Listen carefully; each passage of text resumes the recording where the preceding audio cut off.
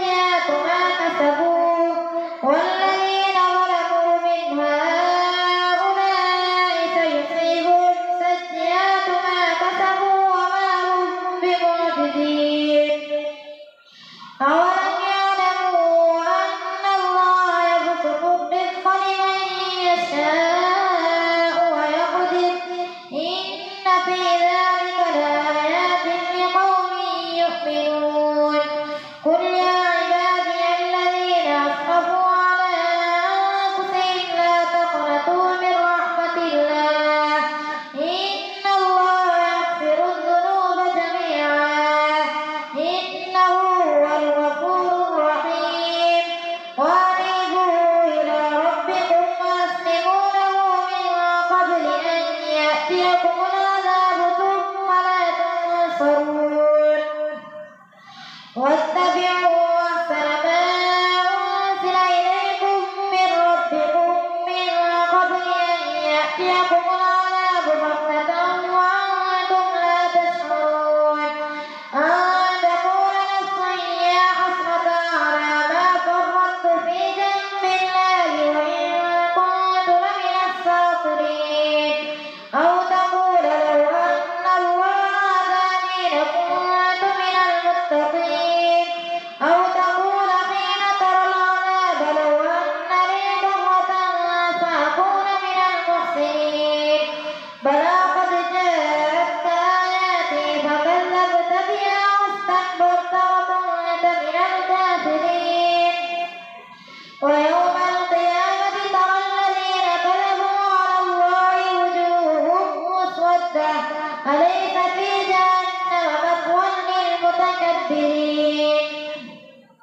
وينجي الله الذين اتقوا بمفازتهم لا يمسهم السوء ولا هم يحزنون الله خالق كل شيء وهو على كل شيء وكيل له مقاليد السماوات والأرض والذين كفروا بآيات الله أولئك هم الخاسرون قل أفغير الله تأمروني أعبد أيها الجاهلون ولقد أوحي إليك وإلى الذين من قبلك لئن أشركت ليحبطن عملك ولتكونن من الخاسرين بل الله فاعبد وكن من الشاكرين وما قدر الله حق قدره والأرض جميعا قبضته يوم القيامة والسماوات مطويات بيمينه سبحانه وتعالى عما يشركون ونفخ في الصور فصعق من في السماوات ومن في الأرض إلا من شاء الله ثم نفخ فيه أخرى فإذا هم قيام ينظرون وأشرقت الأرض بنور ربها ووضع الكتاب وجيء بالنبيين والشهداء وقضي بينهم بالحق وهم لا يظلمون ووفيت كل نفس ما عملت وهو أعلم بما يفعلون وسيق الذين كفروا إلى جهنم زمرا حتى إذا جاءوها فتحت أبوابها وقال لهم خزنتها ألم يأتكم رسل منكم يتلون عليكم آيات ربكم وينذرونكم لقاء يومكم هذا قالوا بلى ولكن حقت كلمة العذاب على الكافرين قيل ادخلوا أبواب جهنم خالدين فيها فبئس مثوى المتكبرين وسيق الذين اتقوا ربهم إلى الجنة زمرا حتى إذا جاءوها وفتحت أبوابها وقال لهم خزنتها سلام عليكم طبتم فادخلوها خالدين وقالوا الحمد لله الذي صدقنا وعده وأورثنا الأرض نتبوأ من الجنة حيث نشاء ونعم أجر العاملين وترى الملائكة حافين من حول العرش يسبحون بحمد ربهم وقضي بينهم بالحق وقيل الحمد لله رب العالمين الله أكبر سمع الله لمن حمده الله أكبر الله أكبر الله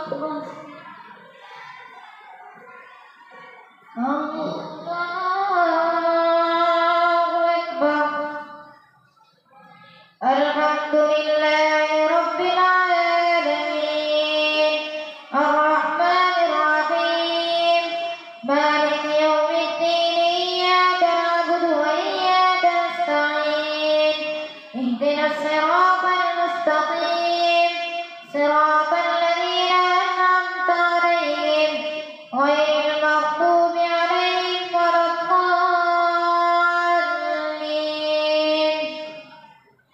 حميم. تنزيل الكتاب من الله العزيز العليم غافر الذنب وقابل التوب شديد العقاب ذي الطول لا إله إلا هو إليه المصير. ما يجادل في آيات الله إلا الذين كفروا فلا يغرك تقلبهم في البلاد. كذبت قبلهم قوم نوح والأحزاب من بعدهم وهمت كل أمة برسولهم ليأخذوه وجادلوا بالباطل ليدحضوا به الحق فأخذتهم فكيف كان عقاب. وكذلك حقت كلمة ربك على الذين كفروا أنهم أصحاب النار. الذين يحملون العرش ومن حوله يسبحون بحمد ربهم ويؤمنون به ويستغفرون للذين آمنوا ربنا وسعت كل شيء رحمة وعلما فاغفر للذين تابوا واتبعوا سبيلك وقهم عذاب الجحيم. ربنا وأدخلهم جنات عدن التي وعدتهم ومن صلح من آبائهم وأزواجهم وذرياتهم إنك أنت العزيز الحكيم. وقهم السيئات ومن تق السيئات يومئذ فقد رحمته وذلك هو الفوز العظيم. إن الذين كفروا ينادون لمقت الله أكبر من مقتكم أنفسكم إذ تدعون إلى الإيمان فتكفرون. قالوا ربنا آمنا اثنتين وأحييتنا اثنتين فاعترفنا بذنوبنا فهل إلى خروج من سبيل. ذلكم بأنه إذا دعي الله وحده كفرتم